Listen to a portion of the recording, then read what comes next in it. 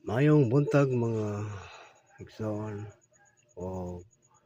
dalaygон ang Dios ning hatag nga sa kauntagon tungod kay ang Dios naghatag pa kanato og higayon nga din kita nakahimo pa ni pagbangon ni takna sa kauntagon o nakahimo pa kita mga igsoon sa pagpasalamat padayon ngadto sa atong buhi nga Dios adin way tag-iya sa ato nga kinabuhi adin tagaan pa kita niya og panahon niingatag na sa kabuntagon hindi kita makahimo pa sa pagmata o mga padayon sa pagtuon sa iyang mga pulong. Ihatag na sa kabuntagon atong pamalandungan ang pulong sa Ginoo. Adin nasulat kini sa basahon ni Isaias kapitulo 30 bersikulo 9 ato kining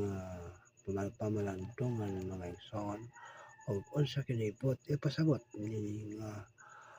maong basahon. Atong pagbabasahon igsoon dinhi sa bersikulo 9 nga naging kay kini may usa ka masinupakon nga katawhan bakakon nga mga anak nga dili mamati sa kasuguan ni Jehova. No? Mato pa ni sa itong gibasa sa Isaias kapitulo 30 bersikulo 9 nga ngingon kay kini maoy usa ka masinupakon nga mga katawhan bakakon nga mga anak nga dili mamati sa kasuguan mga anak nga dili mamati sa kasuguan. Ato bang mahinumduman mga igsoon nga din usa ka anak nga bata nga din siya nagatuo o nga aduna siya inahan aduna siya amahan apan kini usa ka bata kung suguon gani sa inahan dili magpatalingog sa sugo sa inahan magpalingog-lingog no magapalingog-lingog sa imong hunahuna mga igsoon kini usa ka bata nga anak ni nga inahan unsa may kasulti nga usa man sa kaanak apan sugoon sa inahan magpalingog-lingog man lang sa sugo sa inahan tingali ang atong ikasulti kaniya mao kini nga anak masinupakon sa inahan igol lamang siya nga nagatuo nga aduna siya inahan igol lang siya nga nagatuo nga aduna siya amahan apan sa mga sugo sa iyang inahan lisod siya nga magtuman tungod kay kini nga anak masinupakon man so gamay lang nga pagpamalandong mga igsoon nga kita mga anak sa Dios og isip kita sa Dios nga iyang mga anak nagingon siya sa Juan kapitulo 15 Juan 14 bersikulo 15 Juan 14 bersikulo 15 kung nahigugma kamo kanako matod pa sa Dios kinahanglan nga magtuman kamo sa akong mga sugo kini ang gisulti sa Dios nga atong giisip nga atong amahan tuwa sa langit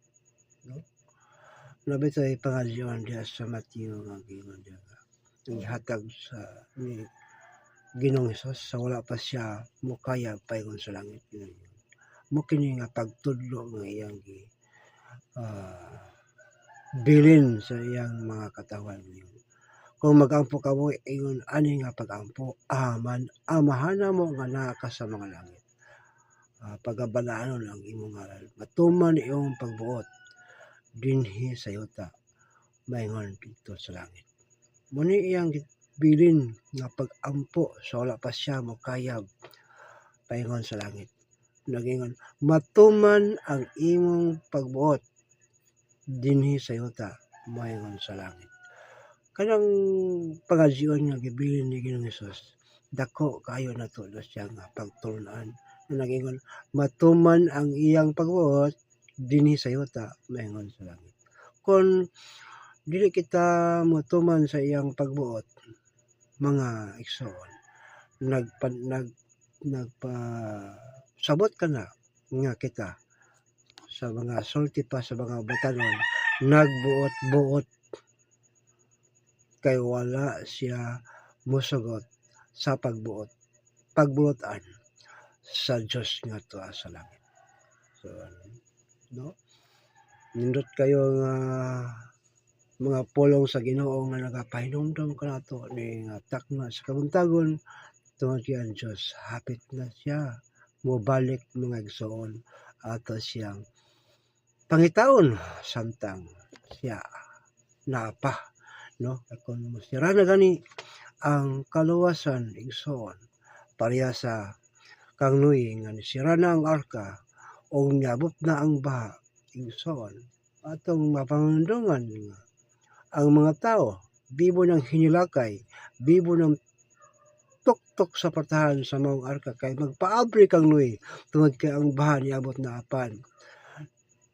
ulahin na tungod kay ang nagsira sa maong arka dili man si Noe kundi ang Diyos